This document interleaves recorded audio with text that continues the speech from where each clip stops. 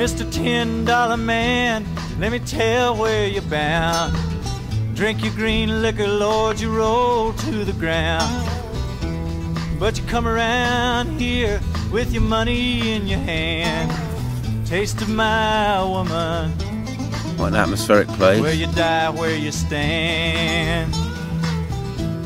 So we've taken a little trip out from Llanryddo. We've driven up to Glencerrig, and we're in the Garth Garden, organic hillside garden, which is 1,000 feet, I've been told. What a pleasure it is. And this was really just gorse, very, very steep grounds, kind of, I think, a bit spoiled from quarrying further up the hill. And no one valued this land. It had no value. As a woman up above has some grazing. And I believe that Jude Wright, the woman who instigated this garden, just went and said to her, look, are you using that bit of land? And she said, well, it's worthless, it's useless. It's too steep, there's nothing on it, there's no soil. So she said, can I do a garden there? And I said, you try. And here we are. I mean, my ears have popped from the journey up. This is really steep. I told you that's one of the steepest bits of road that I know. There's no kidding, right?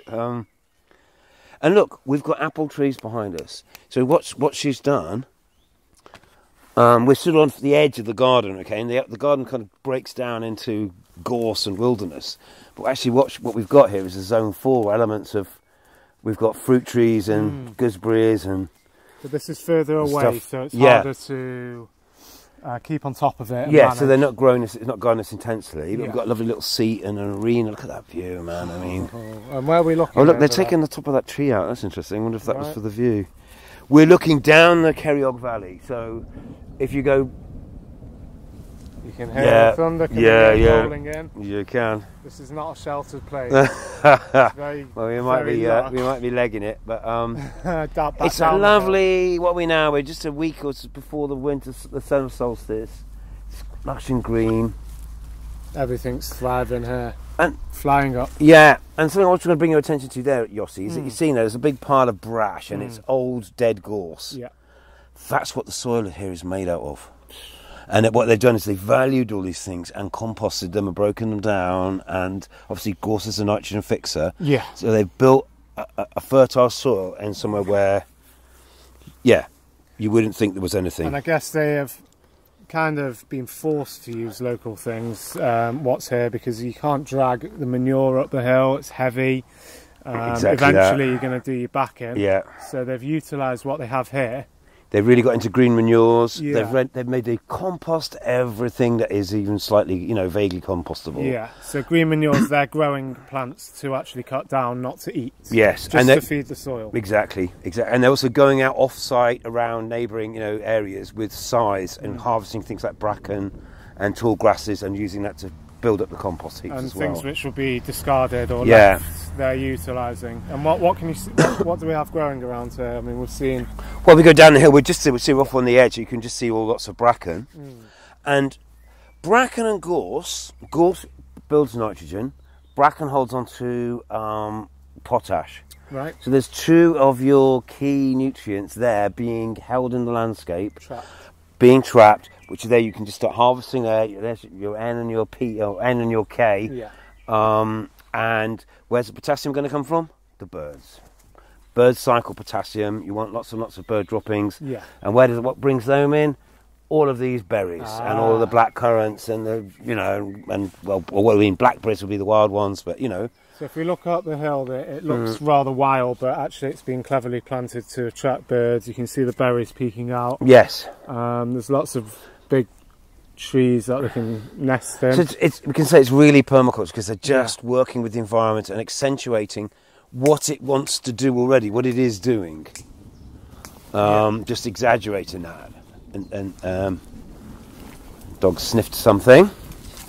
She's eating all the herbs, This is fun for her. So it's not really nice just to, and again, we'll take some pictures which we can share on the PDC, and I think this is one of the places that people who want to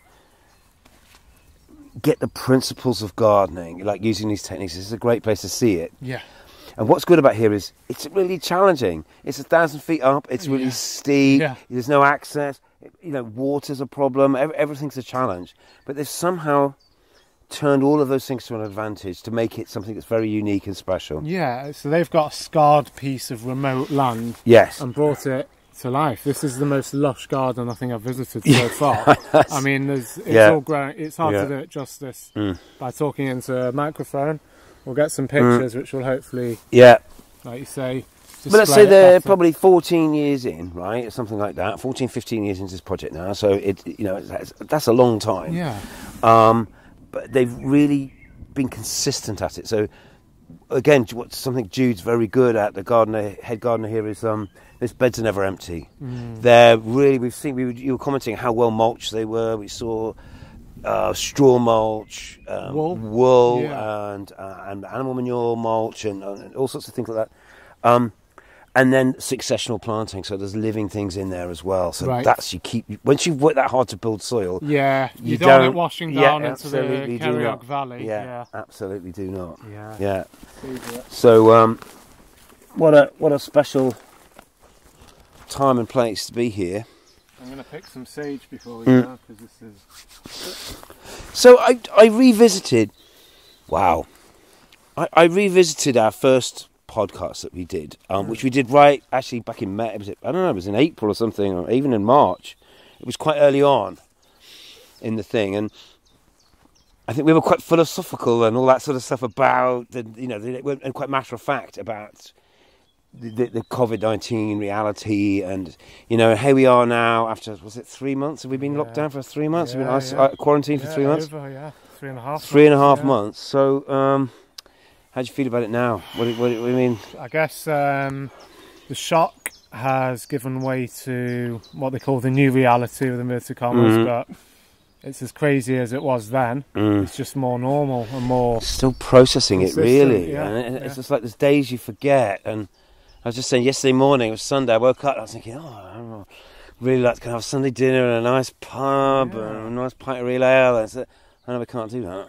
No chance. Or even if you can, it's not going to be the same experience. No. And that's just a small thing, but there's a million things. Obviously, everybody's thinking these things. There's nothing special about travel my thought, but all these limitations, I think it means that localised food production is even more vital. I think at the beginning of this crisis with the toilet roll fiasco and people were hoarding, there wasn't actually a shortage of toilet roll, there was just a selfish attitude which caused the shortage. I felt that, I felt something about people expressing their vulnerability in a strange way with the toilet roll thing, because it's like there's those fundamental things. I don't quite know how do you prepare? Oh my God, the world's going to end.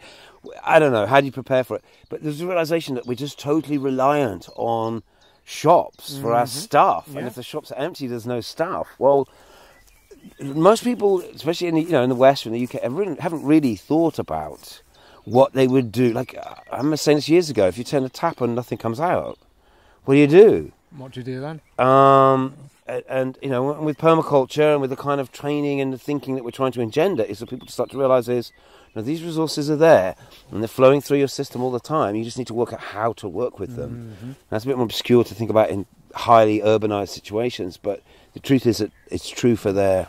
Which is actually true for their situations too. It definitely shone a light on how vulnerable our food production is, and and especially food. Like it turns out that the lack of loo paper would be the last of your problems. Really, if everything else started to run out. But we're not only reliant on the shops; we're also reliant on other people, and society kind of freaked out and caused problems just from that fear itself. Very much so, We're reliant on other people. We're not. You can't isolate fully from society anymore. And it's kind of a tragedy or a sadness was that it made a lot of people selfish especially in the short term. And what I sort of say, especially in the longer term, medium to longer term, is none of us are going to actually survive by being really selfish. It's actually going to force us to rebuild community. We talked a bit, I think, on the not that I listened to it all, but I think we talked a bit on the previous podcast about maybe when we lifeboats. Remember, we talked about that, and then we talked about how when we come out of our lifeboats, we might raft them together and start to build community again. During a crisis, you mean? When you sort of go into that survival mode, which is a kind of a selfish mode, but we need to, Maslow's hierarchy and all of that. You need to take care of yourself first. But now we're going to have to start to build stronger, more knowing, more deliberate alliances with the people around us, who are going to be part of our, if you like, our little stakeholder group, our little, however we're going to describe ourselves. And it doesn't have to be, yes, relocalised very much, but we've just driven, 20 minutes up the road. Is this local? Kind of. And I think building strong alliances. So if we're going to be growing, we'll want to link together with the other growers. And then make sure that there's a bit more availability of food. And so as the situation develops and we're not quite in the trauma that we were, it's still a crisis though, but we're not literally trying to stay afloat. We can start making alliances and trying to sail out into clearer waters, I guess. You know, I read a series of tweets this afternoon from a nurse in America who's not a particularly old person or anything like that, and they had C19 saying it's just fucking horrible. It's and then loads and loads of kind of just people talking about how it's some people it's taking them months and months to get over the symptoms. They now have permanent breathing difficulties or heart problems, and there's things that have happened to them that it's a really, really nasty thing. And you might be lucky, you might be one of those guys who doesn't get it so much, but you know, really don't underestimate it. And because I think now we've got a little bit used to it, and we're not freaking out like we were in the first few weeks. And maybe we feel a little bit immune because... Well, because we haven't caught it yet. And I mean, the worry is that you think it's flu that you'll just recover from, and this crisis will just roll over and head on to where we were. But that's not going to happen. You know, people have long-term effects, and this crisis is going to last forever. It's changed things irrevocably. But again, I've been saying for quite a long time things like, you know, the climate has changed. We talk about climate change as if it's something that might happen in the future. No, the climate has changed. It's already, we've been hit by series, like you were saying, Category 5 hurricanes hitting the Gulf of Mexico every year, and we've had our wettest ever winter followed by our driest ever spring. You know, I mean, second sunniest spring, and now it's still extremely dry. And you can see in a garden like this is the most lush-looking area. Place around all these valleys. It's holding on to the little moisture that we have had. And again, there's this garden's in a clearing in a wood, really, in a forest with lots of bracken, lots of gorse, and then the garden itself on very steep ground, and it's holding on to all its moisture very, very well. And this is permaculture. So it's working with local and natural resources. It's catching and storing energy, holding everything in the landscape as long as best as you can, building a fantastic diversity of yields. And of course the thing about this gardeners as well is it's always been about community. Can you get a spare hat for a minute? So a lot of what's happened here is people have met each other and become friends or worked together, and some people have got burnt out and moved on, but you know, all of those things happen. But it's been a great place of learning and of growth. And, you know, I was saying the other day, and something which I really, really believe is, I think that that we could probably produce a third of our food through the social economy, where the outputs are more about socialising people, bringing socially excluded people back in, and maybe people doing community reparations, or people who are in recovery from long-term illness, like C19, is how are we going to make those people better again? By getting them active, moving around, breathing fresh air. Apparently a lot of the recovery of the virus, and you know, it's really good to be in fresh air. It's really good to pollution. It has a very strong link with all that. And on a personal note, I've got MS. And I've noticed since I've moved to Wales, since I've got my hands back into the soil, community, all these things that you refer to have absolutely helped my health. It's been kind of transformational, really. Yeah, with chronic illnesses, if your head is not in the game, then your body soon shuts down. And I've just developed so much, so many good skills, and the community side of it has really helped me, absolutely. And it's so important. So you're saying that the social economy, it's not going to be about the price of the tomato, that's going to be a byproduct. Exactly right. So the idea about food being a byproduct from good socialisation behaviour. Yeah. So if you're going to work with old people, excluded people, people who've been damaged and are in recovery of some form or another, is what a better thing to do with them than a bit of light gardening, a little bit of mulching, a little bit of weeding, a little bit of turning the compost. And actually, if you want to learn, we can bring you into this world and you can get into the soil biology, you can get into, you know, whatever it is you want to do, or you can just treat it as a bit of a socialisation process. Yes. But one way or the other is you end up producing food. And when you get good at it, or you've got someone who's good, you only need one good grower on your team to steer you. I reckon one good, someone like Jude or our friend Emma in Llanidloes, or you know, whoever, one good gardener could probably organise about 50 other people, you know, quite easily, and getting them. Can you pause?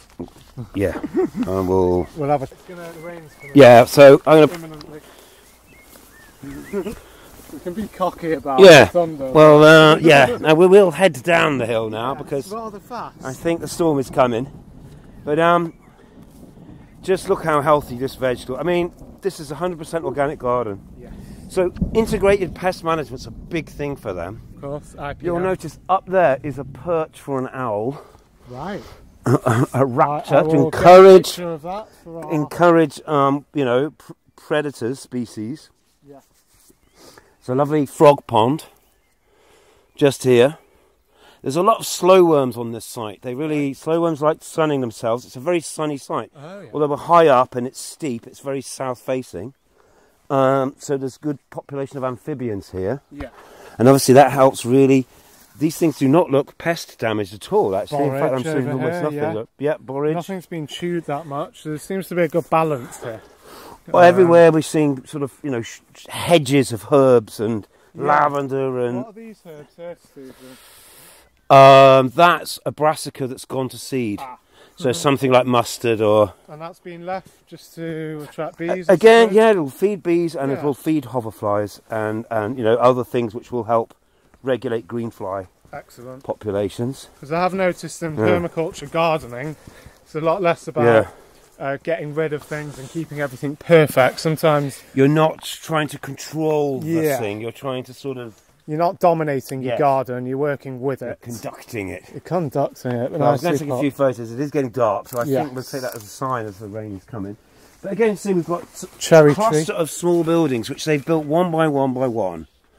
And little shed. There's another side to that shed which used to be the only refuge. Now there's this big one. Yeah. And I just want to show you this before we leave. This is the pièce de résistance. It's this beautiful building, which is a wattle and daub compost toilet. Oh yeah! Look at that. That's a palace with a throne in it. It really is, you know. That is royal. It's special, huh? Yeah. I've never been so excited about a toilet, I don't think. Maybe when you're in town and you need a week. Oh, you're really caught short, but So did you help to construct this? Numerous PDCs. In fact, you can see these shapes and patterns in the mud. There's a heart. Were done on a permaculture design course. I've got a photo in my office of people on here working on here. So it's really nice to be reminded of that. Yeah. I don't know, I've lost count how many different PDC groups we've bought here, up here, and they've all done a little bit of lime plastering or clay rendering on this structure, and probably used the toilet as well. Yeah. It's so wild looking, you know. Especially this time it's bursting with life, isn't it? It really is, and diversity. Everywhere you look, it's different, and there's something really wonderful about that. So we were just talking off mic just now, and you were just saying how I mentioned the PDC students and things, but preparing for this next course is one of the things that's kind of kept us sane, really, isn't it? Yeah. And I think you need projects. We all need projects to be working. Look at the size of that brassica. It's about 8 foot tall. Is that a tree cabbage? Yeah, it's just a cabbage, I don't know, or a kale or something. It's turned into a tree. Yeah, they'll go that big. Yeah, because we've all suffered, obviously, during this period, and we've been quite real. I think it's basically ripped everyone a new one, to put it not very mildly, but we've all suffered in our own way, and to have projects, like you say, to have the connectedness with other people who are also suffering, but trying to adjust and do the right things and actually take action. I think with permaculture, I hope that we can show people ways back to sanity, back to reconnecting with the land, and reconnecting to self, actually. And there's nothing saddened me more really than seeing today those pictures of people queuing outside Primark. Is that what you were missing, or some cheap socks? Finally, finally, I can get a hoodie that everyone else has up and down the country. Yeah. It doesn't seem to be the answer. I mean, not to denigrate people. No, I'm not. I don't think I want to come down on them, but I think the government is making a lot of mistakes. I think we've all seen how incapable our government is here in the UK. And they've just got one idea for economy, which is everybody go and buy stupid throwaway shit that we don't need, and we're going to take a holidays or something. I don't know. I mean, when they talk about recovery with a capital R, it's about recovering the economy. It's not about health. It's not about actual mental climate health. And repairing the earth. It's about getting the economy. It's about numbers. And I think mental health, as you said, it's such a key thing. We've had how many years now of this austerity and this aggressive society of making people feel unwelcome, and everyone's a scrounger if you have even the benefits that you're entitled to. That somehow is a bad thing now. We've got to get past this. We want an inclusive society. I think there's a lot of guilt in our society. There's a lot of embarrassment. People don't access the help that they can. There's people who won't go to food banks because they're too embarrassed. Food banks prior to the Tories, there were 1 or 2 food banks. I think now there's hundreds. But this is a food bank. To me, this is what a food bank should look like. This is wealth, Steve. This is wealth. This is true wealth. It is soil, community, society, abundance like this. I think you said that, to quote someone else, I can't remember who, that one thing that you want to invest in, or 2 things, are community and soil, because those are going to last. When the banks fail, that's what you'll be left with, right? That's all you've got. Yeah, and ultimately that is our long-term investment. That's what we should be realising that we're trying to do. Money's only a tool to help facilitate that process, and if money comes and goes, sometimes you have it, sometimes you don't, sometimes your economy tanks. Well, that shouldn't be what you're depending on. That shouldn't be the so okay, it's difficult, there's no money around this month or 2, but it's a little bit more like that in Uganda. They've got other options because they've got strong community, they basically grow their own food, and everybody's kind of a bit of a chance to spot an opportunity when one comes along. Yeah, but they're not absolutely failing if they're not bringing in extra amount of money. That's not how they judge their success. No, absolutely. And happiness. Yeah. They're not weighing it up by the financial income. No, and I think we got to realise that, and part of our, emerging from the chrysalis of whatever, quarantine, we've got to really value the things that have real value, which is each other and community, and hard skills. I was chatting to someone online as well earlier today, young person saying, I don't want to get stuck into the rat race, but what can I do? How can I, And, one of the things is one of the secrets is to have low overheads. So you don't need the money so much. That helps. Yeah. And then having hard skills and knowing how to take care of yourself without having to buy everything. Yeah, because a lot of farmers around the UK fall into the trap of the financial incentive of getting a bigger tractor, and then they owe money to pay for that bigger tractor. Loan, and they have to get more fields, and and they're slaves to it eventually. You become driven by the need to repay the debt rather than the desire to feed your community. And they're limited in their options. The hand gets forced over time to do things that they may not necessarily have wanted to plan initially. But I mean, look at this garden. Just before this is healing. I can feel my body relaxing just being here. Absolutely. I think there's been hundreds of people volunteering continually over the 10 years, rotate 15 years. think of the value of that. And why do we have to express everything in pounds, shillings and pence? Because this takes away, negates the need for that. Your food's here, your relaxation is here, your entertainment is here, your opportunity to learn, to expand yourself, to exercise, to relax. All of those things are here, and you're creating them. Oh, and it's sucking out carbon, sucking down carbon, and it's building soil. Yeah, this is being done right, isn't it, Steve? It is. And it's shaped like this because it's been shaped by the decisions of the people who made the garden. So if you were to start a garden, or I was to start a garden, or anybody else's, you wouldn't have to make it look like this because it would suit your place and your style of gardening. Yeah. But this is what permaculture is. So it's the principles. Those things don't change. So Jude's done it like this because that makes her happy, and the location is quite unique. The very unique location. It's so steep and all of those things. But once you've got those principles in mind, you can create something like this anywhere. Yeah. I like the fact that it's not, permaculture gardens aren't exclusive. It's not about, are you allowed in? Yeah. They're very open. But just say no entry on the gate, but no. We're being chased. No, I'm not saying it's a free-for-all. I'm saying that it's not about exclusivity. I've got the best plants. I've got the best this, that or the other. It's about doing the best with what you've got. And it's a bit more humble, the whole system. Yeah, and it's like it's different from an allotment here because everybody's working together. Yeah. Rather than there's your bit and there's my bit and you can see who's got the biggest carrots. Yeah. Is, so to speak. We've got whole beds of different things, and and it makes a bit more sense at that scale. We're currently huddling in a little shed because the rain's coming in. So we're still looking around and listening to the birds and feeling the garden, but slightly sheltered too. I just feel like we're on the edge of something more major coming. But yeah, and again, really important, like there's little signage, there's a map of the garden, so when you come you can see what's there. There's a key to that as well, which would be nicely written out. So it makes it welcoming to people. You can see what's there. Yeah. We've got the permaculture ethics on the wall: earth care, people care, fair shares. It's just really important to communicate these ideas to people. Yeah. And again, that's what you're saying. That's the inclusivity.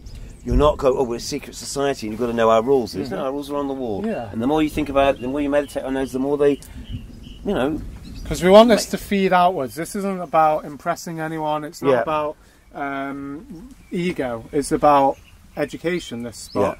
Yeah. Permaculture should feed outwards. It's not about mine. It's about collective projects. Sharing knowledge, sharing information, sharing experience, sharing skills, seeds, spaces. And then together you start to create a wonderful potential thing. Yeah. So close your eyes now a little bit, Yossi, and imagine what maybe our garden might be like in 15 years' time, 16, 17, however long we've been here, Because this is a mature project, isn't it? And you can see they're built it over time, and you can't do this overnight. But I'm not really seeing anything from a garden centre, or anything that was like, it's all farm materials, natural materials, slate from the hill, upcycled old tubs, and Brilliant. I'm really impressed. Great. Well, it's been a lovely chat, and it's been lovely to be here, and I think we're going to tune in. Yeah. And Garth Hillside Garden, and they do volunteer days every Thursday morning. Bring some lunch to share. Okay. Thank you. Snake Mountain's gonna crumble, Lord, and fall from the sky, for that woman of mine stops telling her lies. Well, if I die, Lord, she'd weep and she'd mourn. Soon as I was buried, forget I'd been born. Love a black-skinned woman, she won't do you no wrong. Slow to start moaning, she don't moan for long. Oh, a yellow-headed woman brings nothing but pain. Takes all you give her, where she leaves only shame. Oh, my daddy, Lord, he rides on a long holy train. First winds of winter, I see him again. And it's farewell to this yellow-headed misery I've known. Snake Mountain's calling, calling me home. Well, the Snake Mountain blues got me down low. I could die in the morning, ain't no one would know. Oh, my woman come around, my body she'd find. Go down to Dundee, have her a time.